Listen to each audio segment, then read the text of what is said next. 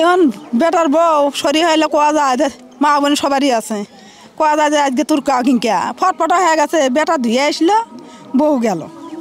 আমি দেখি নাই কে বেটা আসলো দেখলাম, কিন্তু বউ গেল, বউ গেছে যায় ছলকান দিতে পারছে বাবা বউ কো হয়তো নদীত গেছে, নদীত বেটা খোঁজ নিবে এসে দেবে নাই, সেই অবস্থায় বেমাক পাগলা।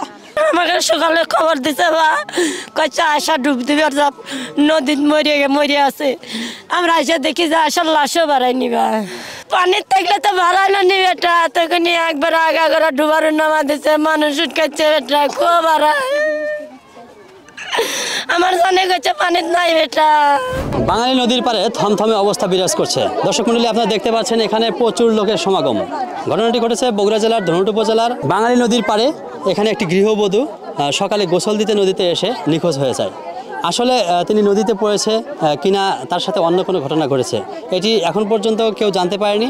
আমরা চেষ্টা করছি তথ্য অনুসন্ধানের জন্য, আমাদের সঙ্গে থাকবেন। আপনি বিয়ে করছেন কোন জায়গায়? নন্দীগ্রাম। নন্দীগ্রাম। আপনার শ্বশুরের নাম? ইকরাম। তার মেয়ের নাম? আয়শা। আচ্ছা, এই যে আয়শা খাতুনকে আপনি কতদিন আগে বিয়ে করছেন? ওই 1-1.5 বছর। আচ্ছা, 1-1.5 বছর। এর মধ্যে আপনাদের মানে সম্পর্ক কেমন? সম্পর্ক ভালো। সে কি আপনাকে পছন্দ করে নাকি অন্য কাউকে আবার পছন্দ করে? না, ওইরকম না।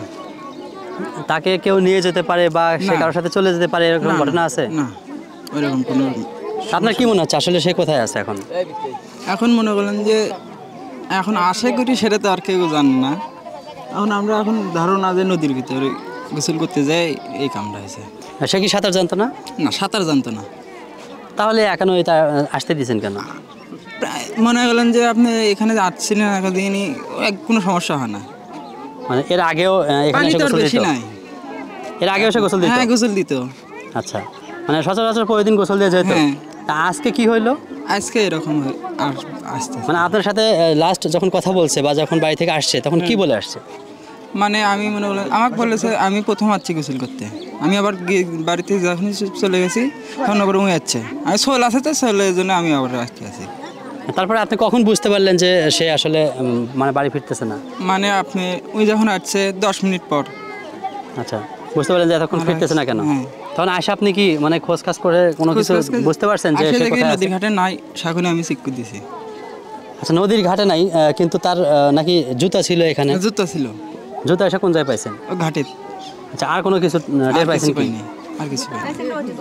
তাহলে আপনার কি মনে হচ্ছে সে নদীতে গোসল করতে গিয়ে পানিতে ডুবে গেছে? হ্যাঁ হ্যাঁ, এখন তো ধারণা ওটাই, তাছাড়া তো আর কিছু না।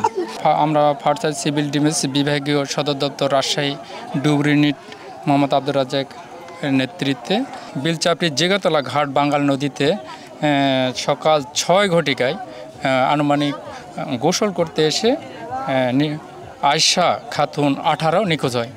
কিন্তু সেই ঘটনা আমরা বিভাগ কন্ট্রোল রুমের মধ্যে যখন জানতে পেরেছি সঙ্গে সঙ্গে আসে আমরা 12টা থেকে এই উদ্ধার অভিযান পরিচালনা করি। কিন্তু আজ অবধি এখনও পর্যন্ত এই উদ্ধার কাজ চলমান রয়েছে, এখনও কোনো ভিকটিমের কোনো সন্ধান পাওয়া যায়নি। তবে যতক্ষণ উদ্ধার না হবে ততক্ষণ উদ্ধার অভিযান চলমান থাকবে। কোনো ঘটনা থাকলে বলেন। কইছিল যে তোমার মেয়ে উড়ো পারে না কাম পারে না কাজ পারে না, তো আমি লিবে রাখছি আমার সাথে জবাব দেয়নি, করছে কাম কাজ উঠে যাক জামাই বেটি যা বেরিয়ে আসবি।